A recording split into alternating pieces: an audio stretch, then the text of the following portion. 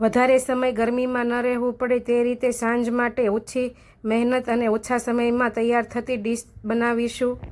તે પણ પ્રોટીનથી ભરપૂર। 1 કપ જેટલા ચોખા અને 1 કપ જેટલી મિક્સ દાળને આપણે ભેગી કરીને 4 થી 5 પાણીએ ધોઈને પછી અડધી કલાક માટે પલાળવા માટે મૂકી દેશું। પછી તેને કોરી કરી લઈ પ્રેશર કુકરમાં 2 ચમચી તેલ ને 2 ચમચી ઘી મૂકી રાઈ, જીરું, મીઠો લીમડો, તમાલપત્ર, લાલ મરચાં, સૂકા લીલા મરચાં, આદુ, લસણ બધું સાતળી લઈ ઉપરથી